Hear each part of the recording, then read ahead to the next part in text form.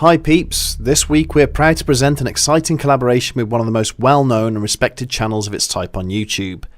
We can't emphasise just how much this channel inspired and motivated us to create bedtime stories, and even influenced many of our episode choices. Focusing on anything from fascinating historical facts and events to the strangest of paranormal and supernatural tales, they are counted among the very few who genuinely managed to creep us out. In the unlikely event that you are unfamiliar with this channel, please be sure to check it out after the episode. But for now, we're honoured to welcome the narrator and co-founder of Top Fives.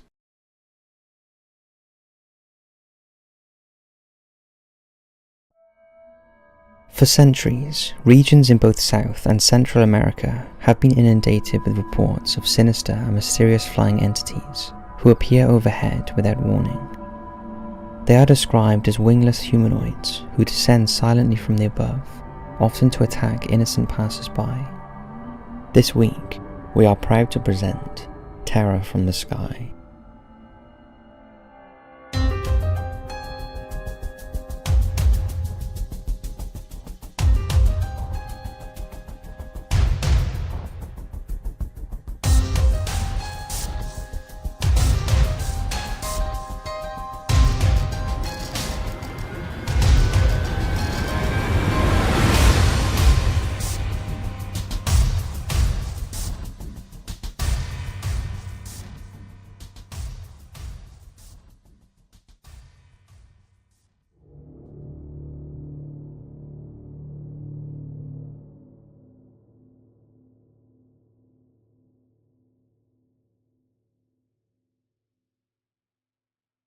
The city of Santa Catarina in eastern Mexico possesses few claims to notoriety. Situated on the main route between Monterrey and Saltillo, it was originally little more than a waypoint for wary travellers, but eventually expanded into a more permanent settlement as time passed by. In many ways, it's almost indistinguishable from any other Mexican town or city, and yet it appears to lie at the heart of an enduring and inexplicable mystery. One that continues to generate no small amount of fear and apprehension amongst the people of the region. In September 2006, Officer Gerardo Caravacal was ordered to investigate a local graveyard on the outskirts of Santa Catarina after a call from a member of the public reporting suspicious activity. Any eagerness that Caravacal had been feeling at the prospect of apprehending wrongdoers quickly dissipated, however, when he was further updated that the witness had reported seeing two witches flying around in the sky above the site.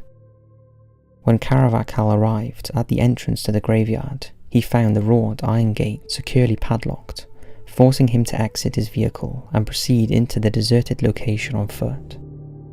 As he cautiously picked his way between the ornate crypts and tombstones, he was thankful that there was still some daylight. The prospect of wandering around in the dark was not one he relished. The officer had been investigating the scene for about 5 minutes when he had started to develop a strong feeling of anxiety. As he looked all around, there was nothing unusual to be seen, and yet he could not shake the sense that someone or something dangerous was lurking nearby. With a sick feeling, he came to a halt and slowly turned his eyes up towards the heavens. Directly overhead, about 100 feet up, a pair of dark figures hovered in the evening sky. Gerardo strained to make out any details on the entities, but could not tell what, if any, clothing they were wearing. He remained paralysed by a consuming sense of dread, noting the two beings were completely immobile, remaining motionless in one spot as they looked down and regarded him. Suddenly, there was movement, and the two figures started to descend slowly and purposefully towards him.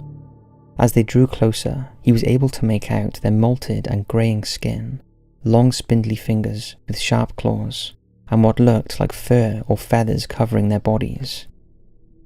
With a shriek, Caravacal thumbed his radio and yelled for assistance, before turning on his heels and running for his life.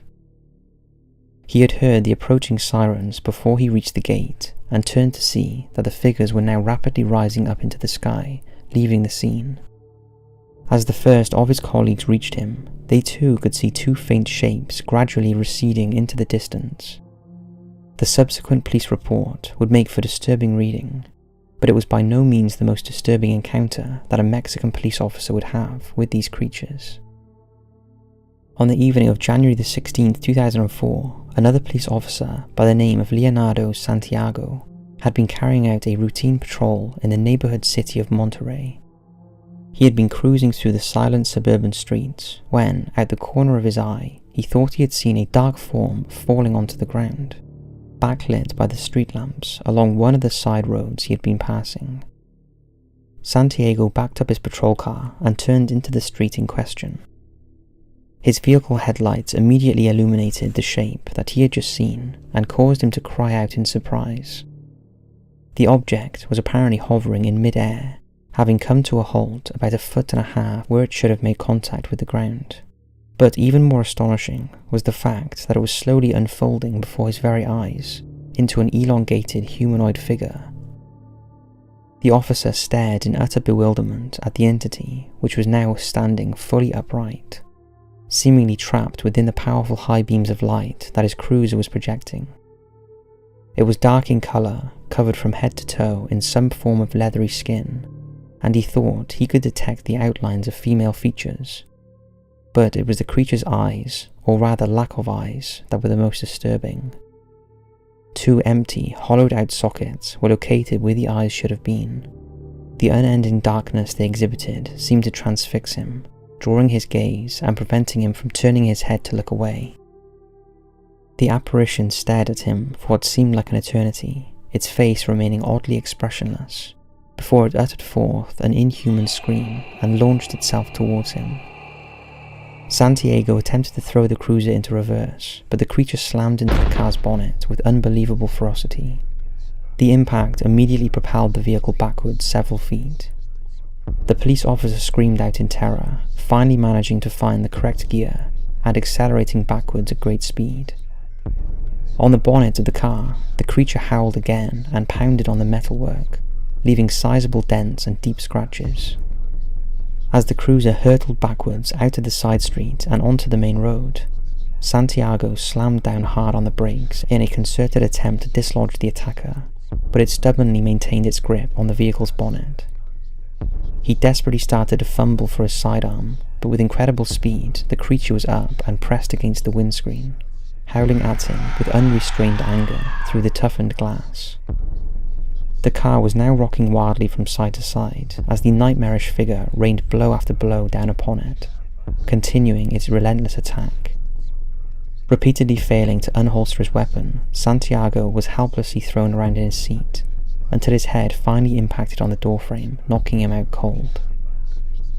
When he came to, he was surrounded by other officers, trying to find out what had happened to him and why the police car was in such a state.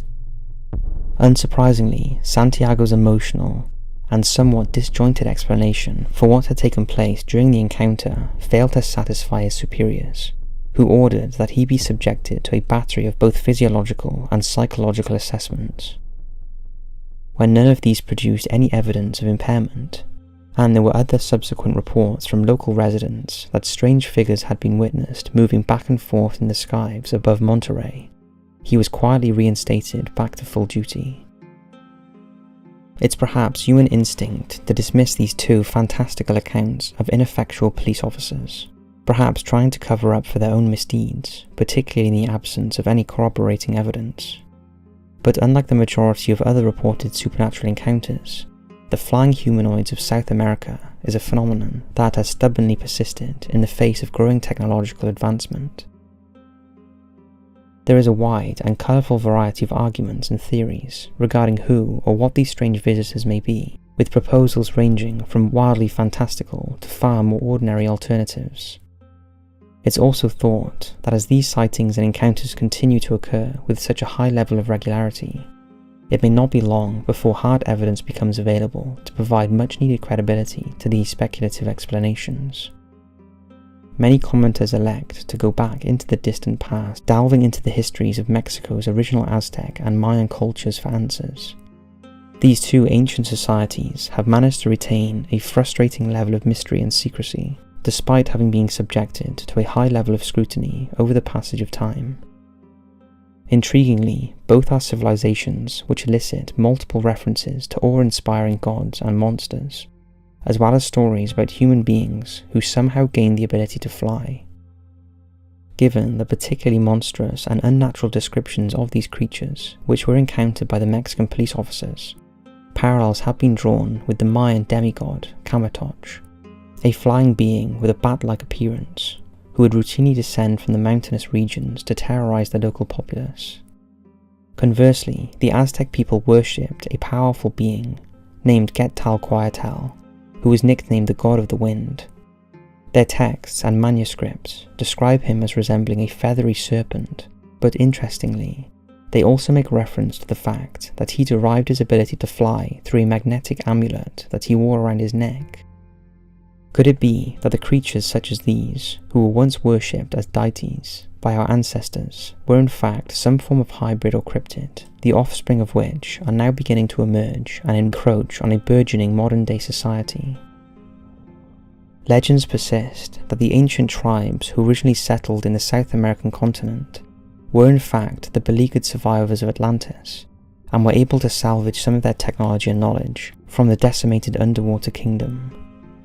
Some commentators believe that the architecture of the towns and cities was designed to be navigated and accessible from the air, as it was from the ground, as flying machines were readily available and in regular use.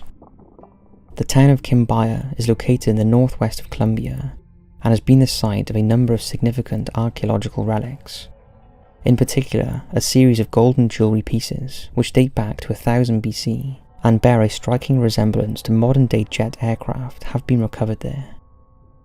These miniatures possess what appear to be cockpits, wings and tail fins, and in some cases propellers. In 1994, German aeronautical engineers even managed to create working prototypes based on the pieces, which were deemed fully capable of flight, assuming there was an accompanying power source. It's further argued that it's not just the depths of the ocean where this mysterious technology may have originated from, but also the far reaches of outer space. Commonalities in the architecture and writings of ancient civilizations across distant reaches of the world have given rise to a theory that the Earth has been previously visited by extraterrestrial visitors. Artwork and drawings from all across the globe depict humanoid figures wearing odd-looking apparatus floating in the skies. Could it be that these ancient aliens are now returning to observe how mankind has evolved in their absence, or indeed that they never actually left the Earth at all? There is of course the viewpoint that what is being witnessed and documented here is neither an ancient god nor an extraterrestrial visitor, but is instead a far more human undertaking. Investigators seeking to debunk the flying humanoid phenomenon have been keen to point out that the quality of video footage is never sufficient to make out any real detail, and that there are a number of terrestrial explanations. In urban areas, it is possible that silhouettes seen travelling across the horizon are in fact devices used in the construction industry that move along wires and carry materials between tall buildings. It had also been argued that the shapes can easily be recreated by using novelty balloons or by tightly securing bundles of normal balloons together. These may have escaped from public functions or even been deliberately released in an effort to create the hoax.